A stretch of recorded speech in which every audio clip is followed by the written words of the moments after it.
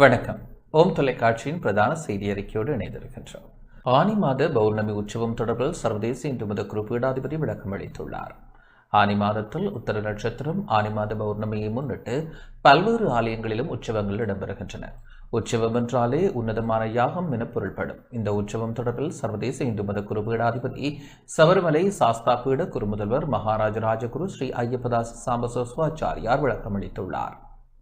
ஓம் தொலைக்காட்சி நேயர்கள் அனைவருக்கும் சர்வதேச இந்து மத குருபடத்தின் இனிய வணக்கங்களும் நல்லாசிகளும். இந்த பல்வேறு ஆலயங்களிலே இந்த ஆனி மாதத்து உத்தர நட்சத்திரத்தை தீர்த்தமாக கொண்டு உற்சவங்கள் ஆரம்பமாகி நடைபெறுகின்ற ஆலயங்களும் உண்டு. 15 நாள் உற்சவங்கள் என்றால், 25 நாள் உற்சவங்கள் என்றால் உற்சவம் ஆரம்பமாகும். 10 நாள் உற்சவம் என்கின்ற பொழுது இன்னும் 2-3 நாட்களிலே ஆரம்பமாகும். அவ்வாறு அந்த ஆரம்பமாகி நடைபெறுகின்ற உற்சவம் என்கிற பொழுது, உற்சவம் என்றாலே உன்னதமான யாகம். இந்த உற்சவ காலத்திலே நாம் 5 இடத்திலே இறைவனை பார்க்கலாம். மூலாலயத்திலே இறைவனை பார்க்கிறோம், கொடி ஸ்தம்பத்திலே இறைவனை பார்க்கிறோம், வசந்த மண்டபத்திலே இறைவனை பார்க்கிறோம், யாகசாலையிலே அக்னியிலே இறைவனை பார்க்கிறோம், உற்சவத்தை நடத்துகின்ற சிவாச்சாரிய இடத்திலே இறைவனை பார்க்கலாமாம். இந்த 5 இடங்களிலே இறைவனை பார்க்கலாம். அங்கே முக்கியம் இந்த யாகம். உற்சவம் என்றாலே உன்னதமான யாகம். இந்த உற்சவ காலங்களிலே யாகசாலைகளிலே காலையும் மாலையும் நடைபெறுகின்ற ஹோமங்கள் ஆகுதிகள் எல்லாம் முறைப்படி நடக்க வேண்டும். முறையாக நடந்தால் அந்த கிராமம் செழிப்பாக இருக்கும், நாட்டில் நல்ல மழை பொழியும் என்று திருமந்திரம் தந்த திருமூலர் அழகா சொல்லியிருப்பார். வேள்வி நட்புணல் வீழ்ப்புணலாவது நாளும் அர்ச்சனை நல்லுறுப்பாதலால் ஆளும் மன்னனை வாழ்த்தியது அர்ச்சனை மீளும் மற்றிவை முறைமையினாலே.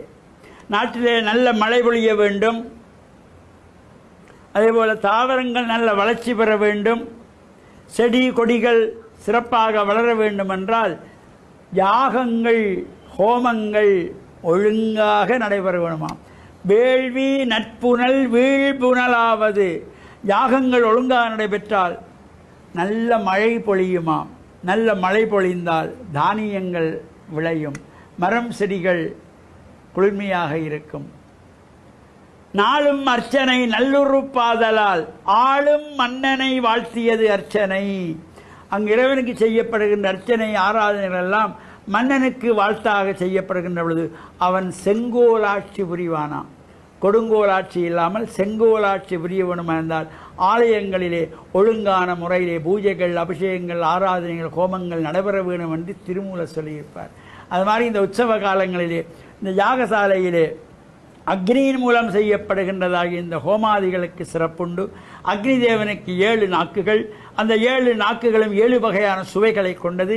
அந்த 7 நாக்குகளுக்கும் ஒவ்வொரு பெயர்கள். கிரண்யா, கனகா, ரக்தா, கிருஷ்ணா, சுப்ரபா, அதிரக்தா, பகுரூபா என்று 7 பெயர்கள்.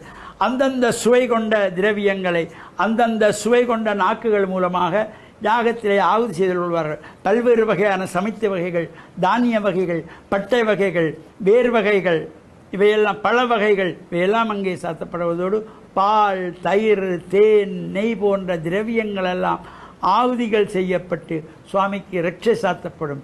அவ்வாறான சிறப்பு ஒழுங்காக நடைபெறுகின்ற பொழுது நாட்டின் நல்ல மழை பொழியும், மன்னன் செங்கோலாட்சி புரிவான், நாட்டு மக்கள் சேமமாக வாழ்வார்கள் என்ற திருமூலரின் திருமந்திரத்துக்கு இணங்க நாமும் நல்லபடியாக இந்த ஹோமங்களை எல்லாம் நடத்தி உற்சவங்களை சிறப்பாக நடத்தி இறையருள் பெற்று மண்ணில் நல்ல வண்ணம் வாழ ஓம் தொலைக்காட்சி நேயர்கள் அனைவருக்கும் சர்வதேச இந்து மத குருபடத்தின் சார்பில் நல்ல ஆசிகளை கூறிக்கொள்வதில் மனமகிழ்வு கொள்கிறோம். வணக்கம். இத்துடன் ஓம் தொலைக்காட்சியின் பிரதான செய்தி அறிக்கை நிறைவடைகின்றது. தொடர்ந்து ஓம் தொலைக்காட்சி நிகழ்ச்சிகளோடு இணைந்திருங்கள். வணக்கம்.